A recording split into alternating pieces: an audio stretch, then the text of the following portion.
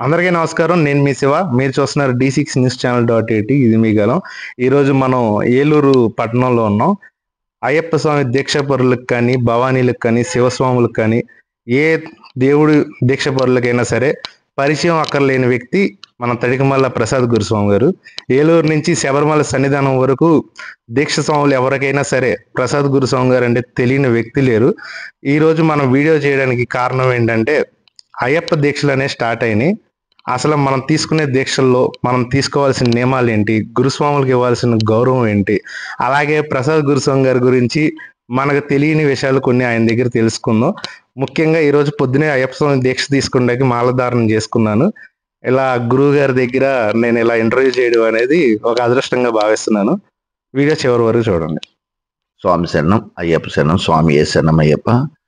మరి ఈరోజు ఈ యొక్క ఇంటర్వ్యూలో మొదటగా నా గురించి నేను ఎందుకు చెప్తున్నా అంటే 1976లో నా 10th క్లాస్ అవ్వగానే నేను చెన్నై వెళ్ళటం జరిగింది. అక్కడ అయ్యప్ప దీక్ష పనులను చూసి మనం ఎందుకు చేయకూడదని 76లో నేను మొదటిసారి కన్యస్వామిగా మాల వేసుకున్నాను. మాల వేసుకున్న కాడి నుంచి ఇప్పటి వరకు 46 సంవత్సరాలు అయ్యప్ప దయ వల్ల కంటిన్యూగా ఎటువంటి విఘ్నాలు లేకుండా వెళ్తాం జరుగుతోంది. ఒకసారి ఏలూరు నుంచి 27 రోజుల్లో శబరిమల పాదయాత్ర చేసి ఉన్నాను. 7 సార్లు సైకిల్ మీద శబరిమల వెళ్ళొచ్చా. స్వామి యొక్క మహిమ అమోఘమైనదని చెప్పగలను.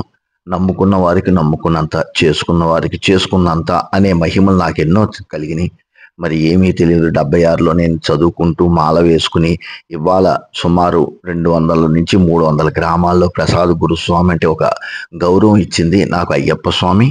మరి వారిని నా జన్మంతా కూడా స్వామి సేవలోనే ఉండాలనే ఉద్దేశంతో ఎన్నో కార్యక్రమాలు ఇవాళ చేస్తూ ఉన్నాం. అన్నదాన కార్యక్రమాలని, భజన కార్యక్రమాలని చేస్తున్నాం. ఈ కార్యక్రమాలన్నీ చేయటానికి ఆ స్వామి నాకు శక్తిని ప్రసాదించారు. కాబట్టి అయ్యప్ప స్వామి ఈ జన్మన్నంత వరకు కూడా నేను అయ్యప్ప స్వామి సేవలో ఉంటానని మీ అందరికీ తెలుస్తూ మనం ఇప్పుడు తీసుకునే అయ్యప్ప దీక్ష వల్ల ఆధ్యాత్మికంగా మనకు వచ్చే లాభాలు ఏంటి, శాస్త్రం ప్రకారం వచ్చే లాభాలు ఏంటి, అసలు అయ్యప్ప దీక్ష అనేది ఎందుకు తీసుకోవాలి, నల్ల బట్టలు అనేది ఎందుకు ధరించాలి, దీక్ష పరులు అనేది కొంచెం మన ప్రేక్షకులు. స్వామి శరణం.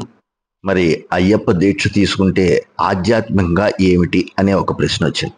ఇవాళ హిందూ మతంలో పుట్టి హిందూ మతం గురించి తెలియకుండా మనం ఎదుగుతున్న రోజుల్లో అయ్యప్ప స్వామి దీక్ష అనేది వచ్చింది. ఈ అయ్యప్ప దీక్ష వచ్చిన కాడి నుంచి కూడా మనిషి, ప్రతి హిందువు కూడా, మాల వేసుకున్న ప్రతి భక్తుడు కూడా మాల విసర్జన తర్వాత కూడా దేవాలయానికి వెళ్ళటం, పూజలు చేయటం, తర్వాత నుదుటిన స్వామివారి అలంకార కుంకుమ అవనివ్వండి, విభూది అవనివ్వండి, గంధం అవనే ఒక అలంకారంతో హిందువు ఉండాలి అనే తత్వాన్ని తెలిపింది అయ్యప్ప దీక్ష. మరి అయ్యప్ప దీక్ష వల్ల ఆధ్యాత్మికంగా ఎన్నో విషయాలు జరిగి ఏమిటంటే, ఒకప్పుడు మంత్రపుష్పం అంటే తెలియదు, ఆత్మ ప్రదర్శన అంటే తెలియదు, తీర్థం అంటే తెలియదు, దేవాలయ దర్శనం అంటే తెలియదు, అష్టోత్తరం, సహస్రం, అభిషేకం, అలాగే ఎన్నో విషయాలు ఆధ్యాత్మికంగా ఒక బ్రాహ్మణులకు మాత్రమే తెలుసు. కానీ ఇవాళ కులంతో సంబంధం లేకుండా, వయసుతో సంబంధం లేకుండా ప్రతివాడు కూడా ప్రతి విషయాన్ని తెలుసుకుంటానికి మార్గం అయ్యప్ప దీక్ష. ఇంకా ఈ అయ్యప్ప దీక్ష ఆధ్యాత్మికంగా కాకుండానే సైంటిఫికల్గా కూడా చాలా ఉపయోగపడుతుంది. ఈ తెల్లవారుజామున ప్రాతకాల సమయం బ్రహ్మీ ముహూర్తం అంటారు.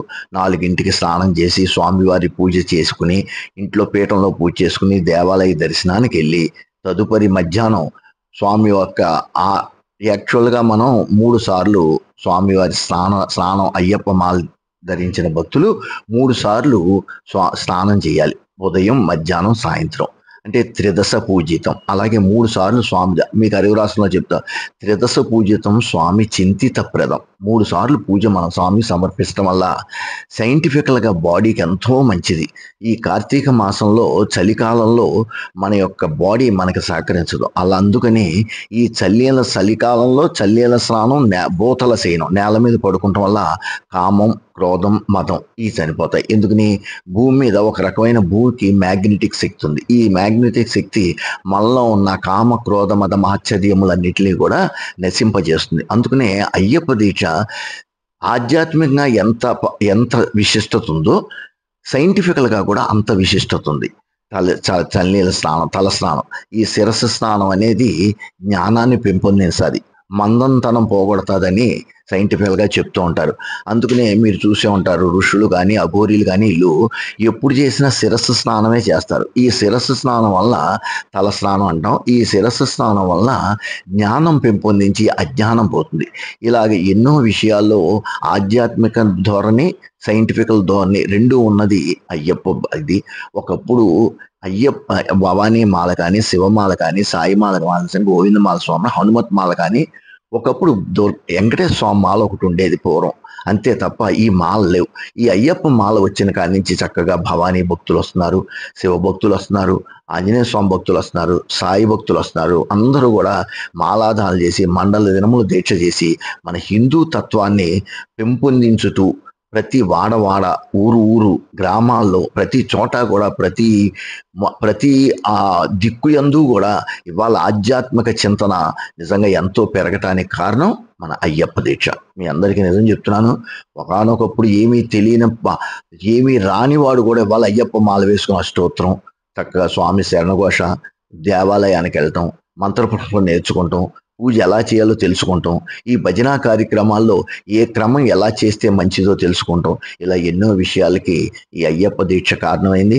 ఈ అయ్యప్ప దీక్ష వల్ల అన్ని రకాల దీక్షలు వచ్చి ఇవాళ హిందూ మతం రొమ్మిడుచుకుని హిందువులు రోడ్డు మీద నడవగలుగుతున్నారంటే అయ్యప్ప దీక్ష మొదట కారణం అని నేను చెప్తున్నాను. స్వామి శరణం.